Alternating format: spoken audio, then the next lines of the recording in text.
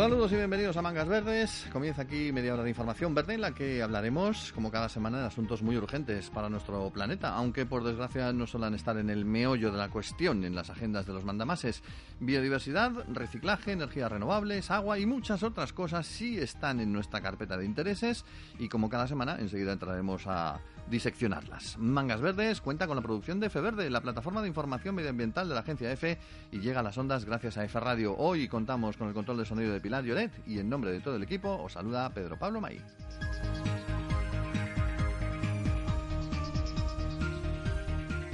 Nos vamos acercando a final de año, estamos en un buen momento para empezar a recopilar datos, notas, cuestiones, para ir haciendo recuento de las cosas que nos trajo este año, las buenas y las malas, entre ellas una medida interesante que conocimos este verano y que poco a poco se ha empezado a desarrollar durante los últimos meses. Hablamos del Plan Sectorial de Turismo de Naturaleza y Biodiversidad, que por supuesto incluye a la Red Natura 2000. Cristina Yuste nos lo cuenta.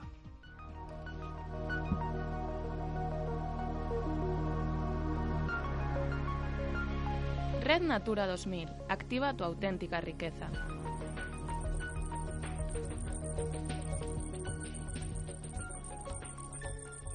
Con la aprobación del Plan Sectorial de Turismo de Naturaleza y Biodiversidad, el Gobierno apuesta por aprovechar los recursos naturales del país para generar riqueza y empleo, lo que sin duda contribuirá a mejorar las condiciones económicas y sociales de las poblaciones rurales. Hoy aprobamos el Plan Sectorial de Turismo de Naturaleza y Biodiversidad 2014-2020. Se trata de una propuesta innovadora que integra los objetivos de conservación de la política de turismo e impulsa la Red Natura 2000, que es el mayor conjunto de espacios protegidos del mundo. España aporta el 27% de su territorio. El plan, elaborado por los Ministerios de Agricultura, Alimentación y Medio Ambiente y de Industria, Energía y Turismo, pretende aprovechar la ventaja competitiva que supone para España ser el país con la biodiversidad más relevante de la Unión Europea y que el sector turístico sea uno de los más importantes por su impacto económico. El Ejecutivo es consciente del creciente interés social y económico por la biodiversidad en general y por la Red Natura 2000, especialmente por la relación entre los espacios y el turismo de naturaleza. Y es que, según datos del Gobierno, el 21% de los ciudadanos europeos tiene en cuenta esta red de espacios protegidos, el principal instrumento de conservación de la biodiversidad en Europa, para elegir su destino turístico. Así, los gastos asociados a las visitas a la Red Natura oscilan entre 50.000 y 90.000 millones de euros al año, y el turismo en torno a estos espacios se traduce en 5 millones de empleos. Además, las pernoctaciones anuales asociadas al turismo de naturaleza en España ascienden a 35 millones y más de medio millón de turistas internacionales eligen España como destino para realizar turismo de montaña. Poner en valor los espacios de la Red Natura 2000 para actividades de turismo será, por tanto, el eje central del plan sectorial aprobado por el Gobierno, que incide en la necesidad de hacer compatible el desarrollo socioeconómico y la conservación de los recursos naturales. También vigilará el Ejecutivo que estas actividades turísticas no amenacen la biodiversidad, para lo que establecerá vínculos con el sector privado, al que convertirá en aliado de la conservación. El plan prevé así el desarrollo y promoción de productos turísticos sostenibles que pongan en valor la biodiversidad sin amenazarla, y para ello se creará un sistema de acreditación de la sostenibilidad turística para lugares de la Red Natura 2000 y de identificación de los empresarios comprometidos con la conservación. Y para mejorar la consideración de la biodiversidad en las actividades de turismo de naturaleza, se elaborarán manuales de buenas prácticas. Según el Gobierno, el perfil del ecoturista es especialmente relevante en mercados europeos maduros como Alemania, Holanda, Bélgica y Francia. Espacio realizado con el apoyo del programa Life Plus de la Unión Europea, coordinado por la Sociedad Española de Ornitología y F Verde, la plataforma medioambiental de la agencia EFE.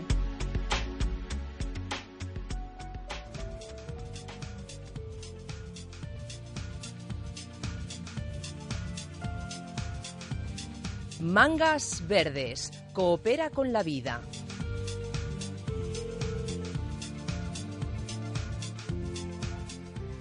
Pues hoy hemos empezado echando ese vistazo atrás al Plan Sectorial de Turismo de Naturaleza y Biodiversidad, pero hay otras muchas cosas que nos han interesado estos últimos días. Por ejemplo, una de las nuevas iniciativas de FEVERDE que se ha puesto en marcha esta semana pasada, las Meriendas Verdes, un foro de debate ambiental en el que participan periodistas de FEVERDE y también algunos invitados relacionados con este tipo de informaciones. Lo arrancamos la semana pasada, lo hicimos con el tema de la movilización ciudadana y el reciclado, y nuestro primer invitado fue precisamente Borja Matiarena, que es uno de los principales responsables de Ecovidrio, el director de marketing de esta organización. Nos contó cosas muy interesantes a lo largo de una mesa redonda, bueno, en realidad mesa cuadrada, porque tenía más bien esquinas, y en la que participamos, además de diversos miembros del equipo de FEVERDE, dos periodistas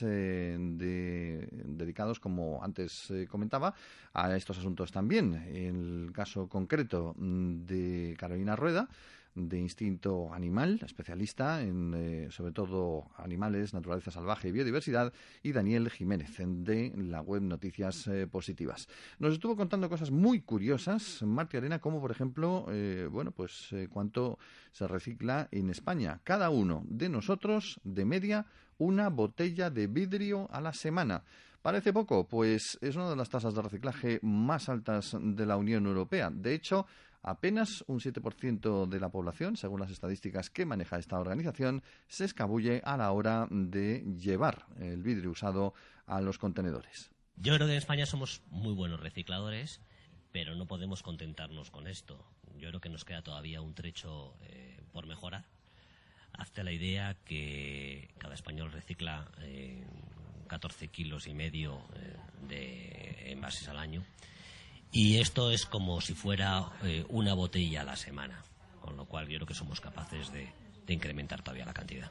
Hombre, algo más que una botella a la semana yo creo que ya consumimos. Pero bueno, como las medias son lo que son, pues ese es el dato del que disponemos. 700.000 toneladas casi de vidrio se depositaron en 2013 en los iglúes verdes, que es un dato especialmente interesante, sobre todo si tenemos en cuenta que con la crisis se consume menos. Pero, a pesar de eso, se ha reciclado más. Y, por cierto, ¿quién recicla más? ¿Los hogares o el sector de la hostelería? Nuestras estimaciones, que varían entre comunidades autónomas, es que la mitad del vidrio proviene de 16 millones de hogares y la otra mitad proviene de 260.000 establecimientos de hostelerías. Es una proporción curiosa, una proporción a la cual se refería precisamente Borja Matiarena de esta manera. Bueno, la hostelería tiene una proporción de 1 a 50, es decir, la hostelería recicla 50 veces más cantidad de vidrio que un hogar. Y en tanto por ciento un poquitín más, pero vamos, son bastante similares las dos cantidades. Hay que seguir, de todas maneras, trabajando en este sentido, y es curioso como hemos recibido los datos de las personas que más reciclan y las que menos. ¿Y cuáles son las que menos? Pues, curiosamente, los jóvenes. Se supone que la juventud está más preocupada por el medio ambiente, por lo verde, por la conservación del planeta. Pues se supone, porque según las estadísticas que maneja Ecovidrio, la población menos colaboradora son los jóvenes, especialmente mujeres, comprendidos en la franja de edad entre los 18 y los 24 años. Por contra, las personas que más contribuyen a esta labor de reciclaje son hombres de entre 54 y 65 años. ¿Cuáles son las excusas para intentar no reciclar? Pues las típicas excusas son, primero, no tengo espacio en mi casa. Con las cantidades de vidrio por persona que estamos hablando, no es verdad, porque ¿quién no tiene espacio para tener una bolsa colgada o un pequeño cubo en la cocina? La segunda excusa es la proximidad al contenedor. Nuestras estadísticas dicen que el 50% de los españoles tiene un contenedor a menos de 100 metros de su casa. Tenemos casi 200.000 contenedores a lo largo de toda España y seguimos poniendo, con lo cual hay contenedores más que suficientes. Y la tercera excusa es, total, ¿para qué? Si genero tan poco vidrio que no soy importante.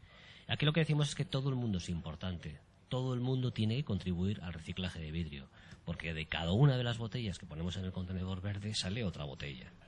Bueno, para los menos comprometidos hay que decir que se va a poner en marcha en breve algunas iniciativas curiosas en relación con las universidades también para concienciar a los jóvenes, como, por ejemplo, en el tema de botellones y conciertos. Por cada kilo recogido se hará una donación a un banco de alimentos o se concederán becas. Precisamente hemos ganado la cabeza, decía Borja Mortiarena, con el mensaje de los beneficios del reciclaje, y ahora hay que ganar el corazón. Y un último dato que resulta desde luego curioso: la reposición de los famosos iglúes verdes. ¿Cuánto cuesta? ¿Cuánto se reponen? Pues como curiosidad, entre un 6 y un 8% hay que invertir todos los años para reponer contenedores de fibra de vidrio que suman más de 20.000 en su conjunto y que tienen una duración media de 10 años, aunque por las particularidades de la localización de los contenedores pueden durar más o menos tiempo. El precio medio de un contenedor verde es de unos 500 euros. Y aunque ahí solamente debe ir el vidrio, como curiosidad le preguntamos también a Borja Mortiarena qué era lo más raro que habían encontrado dentro de un contenedor. Nos dijo que un sillón despiezado.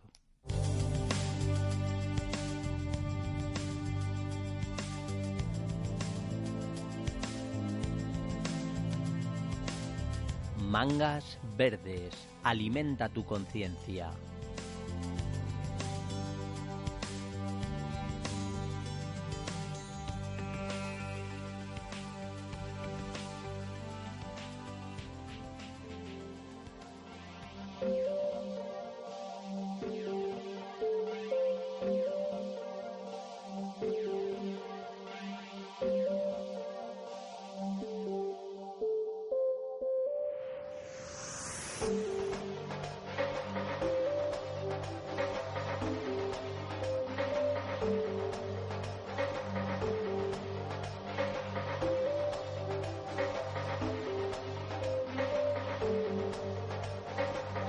Tiempo de blogueros radiofónicos. Esta semana nos toca recoger la mochila verde con Marta Martínez, que gracias a FEVerde ha conseguido reunir tal volumen de informaciones de todo tipo que las más modernas bases de datos tiemblan, se han quedado obsoletas completamente ante el volumen de información que se ha encontrado a lo largo de estos últimos tiempos. En su primera intervención en Mangas Verdes, Marta nos lo demostraba, ayudándonos a aclarar el concepto de huracán, ciclón, tifón y contándonos algunas cosas interesantes sobre este fenómeno natural, pero quedó entonces mucha tela que cortar, quedó mucho aire que soplar y ahora mismo vamos a intentar recuperarlo. Marta, buenas tardes. Hola, buenas tardes, Pedro Pablo. Tenías tanta información recopilada sobre el tema de los huracanes que yo pensaba, fíjate, que ibas a escribir un libro. Pues Huracanes, mito y realidad. Sí, poco a poco. Como siga así, puede ser que consiga informarme con la posibilidad de escribir un libro, a lo mejor divulgativo, ¿por qué no? Claro. Vamos a terminar el asunto de los huracanes, que lo dejamos a medias, con algunos datos bastante curiosos. Entre otras cosas, queríamos que nos explicaras ese dato, esa escala que se cita normalmente siempre que hay mucha ventolera, que es la escala Saffir-Simpson. ¿Es verdad que se puso así en nombre a los famosos dibujos animados? No. Vamos a ver, sí es estadounidense, igual que los dibujos animados, pero Saffir y Simpson son un ingeniero, Saffir, y el que entonces era director del Centro Nacional de Huracanes de Estados Unidos, Bob Simpson, unos científicos que se pusieron a analizar el tema de las velocidades de los vientos y lo mismo que en los terremotos tenemos la escala Richter, aquí tenemos la escala Saffir-Simpson y gradúa los huracanes dependiendo de la forma, de la cantidad de viento. Entonces tenemos la escala 1, que el viento, que ya es alto, empieza desde 119 kilómetros hora hasta los 153 kilómetros hora, y esto provoca inundaciones costeras, afecta a los puertos. Luego tenemos el 2, que a mí ya me parece un súper vendaval. La fuerza del viento en este caso va entre los 154 y los 177 kilómetros hora. Este huracán, este ciclón o este tifón normalmente viene ya acompañado de olas grandes, de olas que van del casi 2 metros a los 2,4 metros. Uh-huh. Y esto provoca ya muchos daños en tierra. En el número 3 tenemos los vientos, los huracanes que se acompañan de vientos de entre 178 a 209 kilómetros hora. Estos ya provocan grandes daños estructurales y las inundaciones entran muy tierra adentro. En el 4 tenemos, se cifran los huracanes que van entre 210 y 251 kilómetros hora. Estos ya provocan daños generalizados, inundaciones inmensas. Y de la escala Simpson, de la escala 5 de Simpson, tenemos hace poco el tifón Haiyan en noviembre de 2013 que asoló Filipinas y que llegó a llevar vientos de más de 251 kilómetros hora. ¿Ese es el máximo, más de 250? El máximo, sí.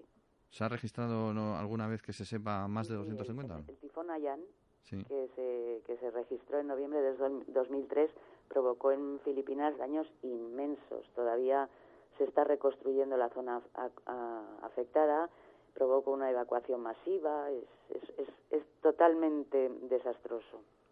Es ese bonito fenómeno atmosférico que te encanta encontrar cuando vas volando sobre el océano y te dice el capitán, prepárense que hay unas pequeñas turbulencias, ¿no? Sí, las pequeñas turbulencias, imaginaros cuando son vientos de 251 kilómetros hora o de 200, si es que en cualquiera de los casos, eso es una burrada. Si normalmente con vientos de 80, 90 kilómetros hora tenemos que ir casi con piedras en los bolsillos para no volarnos, sí, pues imaginaros rachas de este porte. No es que te vueles, es que se vuela tu casa, se vuela tu coche. Y todo el mundo dentro. Con todo el mundo dentro, por supuesto. Una duda que tenemos con el asunto de los nombres de los huracanes. ¿Esto es que el encargado de turno dice, este huracán se parece a mi suegra y le pone ese nombre? ¿O no. ¿Cómo es el tema de los nombres? Esto empezó porque los meteorólogos, claro, entre ellos, porque vamos a ver, estos fenómenos meteorológicos normalmente no van solos, van siempre acompañados y duran varios días, con lo cual entre ellos mismos empezaron a ponerles nombres claritos, no HFF 322/5, sino nombres claros para informarse entre ellos, ¿no? Uh-huh. Luego, hasta el siglo XIX, los huracanes tenían el nombre del santo del día, lo más fácil, Santa Ana, uno terrible que ocurrió en 1825, San Felipe, el de 1876. Pero desde mediados del siglo XIX ya la Organización Mundial de Meteorología, que es la encargada de investigar y de analizar todos estos datos, empezó a ponerles nombres en principio de mujer, luego de hombre, y ahora también tenemos de flores, de animales o de signos del zodiaco. Imagínate que es el huracán conejito blanco y dices, ay, este es un huracán bonito, toma, 300 kilómetros por hora. No. Eso, además ahora, desde mediados de los años 60 del siglo pasado, del siglo XX, la Universidad Libre de Berlín se dedicó a bautizar a los huracanes. Uh-huh. Entonces, más que a los huracanes, a las borrascas, a los anticiclones y a las altas presiones, lo que más nos afecta en la zona esta en la que nos ha tocado vivir, ¿no? Sí. Eso fue a partir de 1954. En el 2002 ya se empezó a hacer, se permitió apadrinar, previo pago, claro, los nombres de las borrascas y de los anticiclones. Y esto, como un regalo curioso, se ha hecho muy popular en Alemania. Y habrá lista de espera, supongo, ¿no? Porque dentro de poco lo vamos a poder tener en España. ¿También aquí? Sí, nuestra Agencia Estatal de Meteorología, la popular AEMET, ha decidido añadirse a esta opción de bautizar sí, a las borrascas y a los anticiclones. Y yo espero que dentro de poco, por unas 200 euros, podamos llamar a la borrasca Pedro Pablo. Y así se o va a al llamar. Anticiclón. Así se va a llamar en los telediarios, porque es que Claro. preveo un desembarco masivo de marcas para poner nombre y salir todos los días. No se admiten denominaciones de empresas. Sí. Eso está claro. O sea, sí puedes tú regalarle a tu mujer, a tu chica, a tu hija o a tu hijo, porque cumple 18 años o 5 o 7, el nombre de su nombre, ponerle su nombre a una borrasca o a un anticiclón. Lo que pasa es que, bueno, sí, puedes oír tu nombre en la televisión, lo que no sé es los demás te van a partir un poco la cara. si la borrasca o el huracán es especialmente duro, ¿no? Claro. Tengo aquí apuntado que comentabas que 2008 había sido el año más duro hasta ahora, de los que conocemos con huracanes. El año 2008 ha sido el más terrible. Tuvimos en mayo en el Índico el ciclón Nargis, que tuvo un ojo es el centro justo del huracán, que abarcaba 19 kilómetros de diámetro. Madre. Este fue el que asoló Myanmar, la antigua Birmania. Este llevaba vientos de 215 kilómetros hora. Y las imágenes que pudimos ver en las televisiones fueron dantescas. La cifra de muertos ya sabemos que es que nunca va a ser posible saber exactamente. Y al final se habló de 2,5 millones de personas afectadas y entre 28.000 y 128.000 muertos. Madre mía. Luego, en agosto también tuvimos una tormenta tropical que se llegó a llamar Gustav. Esta cayó como una losa sobre la República Dominicana, Jamaica y varios estados norteamericanos, pero también llegó a Haití, el pobre Haití. Y llegó a alcanzar la categoría 4 de la escala Saffir-Simpson. Ya veis, es que lo de los vientos es fundamental conocer para saber la fuerza con la que va a ir para intentar evitar algún daño. Y en este año hemos tenido también un huracán Arthur, que tocó tierra en julio en Carolina del Norte, al este de los Estados Unidos, y este solo tenía vientos de 155 kilómetros hora. Solo. Vamos, para Pero fijaros viajar cómo en será la globo. historia, que su fuerza, su potencia, llegó incluso hasta Canadá y Groenlandia. Luego, Berta, también lo tuvimos a principios de agosto, que después de afectar a Barbados, a Puerto Rico y a la República Dominicana y las Bahamas, llegó también a Reino Unido, que allí ya se convirtió en un poquito menos y dejó 3 muertos, pero 3 muertos por las fuertes lluvias y vientos. Y luego el último que hemos tenido este año, y vamos a tocar madera, que no haya muchos más, se llamó Gonzalo. ¿Gonzalo? Sí, se llamó Gonzalo. Llegó a tener fuerza 3 y tocó tierra sobre Bermuda. Luego se convirtió en un ciclón extratropical y entonces ya otra vez hacia el Reino Unido y el Mar del Norte. Y no sé si os acordáis que eso, a mediados de agosto, hubo unos días fastidiados sobre el Reino Unido y el Mar del Norte, que teníamos fotos y imágenes por ahí de galernas y lluvias terribles, y con vientos de hasta 120 kilómetros hora, nada más. Solo 120 kilómetros hora. Tiene que ser interesante bañarse en el mar con unos vientos así, ¿eh? Yo no lo haría, forastero. Bueno, ¿alguna curiosidad más antes de cerrar o dar por cerrado el tema huracanes?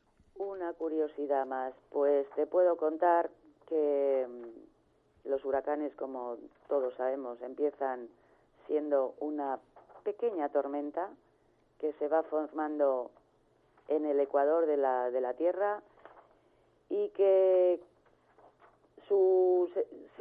tiene que haber 2 cosas para que se produzcan, para que surjan bien fuertes.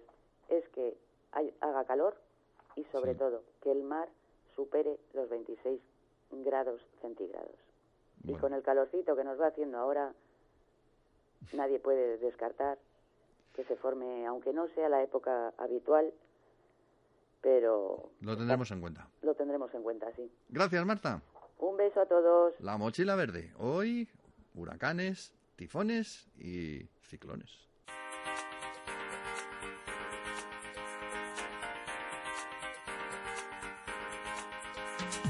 Alguna noticia verde tenemos que contar antes de irnos. Un estudio realizado por la Universidad de Tasmania ha descubierto que el hielo marino en la Antártida es mucho más grueso de lo que creíamos. Puede medir entre 1,4 y 5,5 metros de grosor.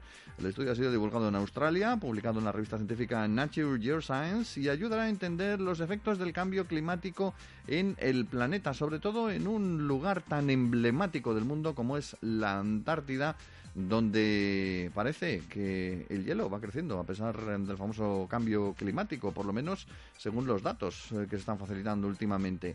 Hoy, además, hay que hablar de otros asuntos relacionados con la contaminación, y es que España, según un informe difundido por la Agencia Europea del Medio Ambiente, AEMA, está en el 8º puesto de los países europeos en la lista de contaminación atmosférica causada por grandes instalaciones industriales. El estudio mide los costes para la salud y el medio ambiente de 2008 a 2012 en 30 países y estima que las plantas industriales acarrearon un gasto a España en ese periodo de entre 19.000 y 41.000, bueno, casi 42.000 millones de euros. En la lista de las 100 instalaciones industriales más contaminantes aparecen entre las 10 primeras una planta búlgara, 3 polacas, 2 rumanas, 2 alemanas y 2 británicas. España, en todo caso, 8º país en cuanto a contaminación en Europa. Y no perdemos de vista el cambio climático, estamos detrás de ello. Las 5 principales organizaciones ecologistas de ámbito nacional en España consideran que la hoja de ruta del Gobierno para luchar contra él es un documento bueno y ambicioso, pero requerirá mayor concreción y coherencia para asegurar que las 43 medidas que se proponen se puedan llevar a cabo.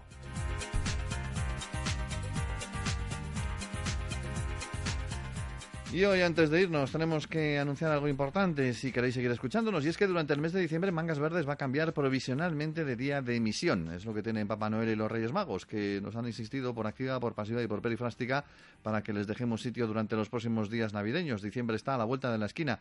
Ante petición tan ilustre no podemos sino aceptar la sugerencia y desplazarnos ligeramente en el calendario. Así que durante el mes de diciembre podréis escuchar Mangas Verdes los martes en lugar de los miércoles durante diciembre. Eso sí, a la misma hora, 8:30 o de la tarde o de la noche a estas alturas de año, porque atardece más pronto que tarde. En fin, como de costumbre, nos vamos echando mano de nuestro refranero celtibérico, tan conectado con la naturaleza y con una sentencia que es muy conocida, aunque generalmente se aplica fuera del ámbito donde fue gestada, que es el campesino. Dice así: a todo puerco le llega su San Martín. San Martín fue el pasado día 11 de este mes, la fecha de la matanza. Os recordamos que recibimos todo tipo de mensajes, opiniones y sugerencias en nuestro correo electrónico fverde@f.es.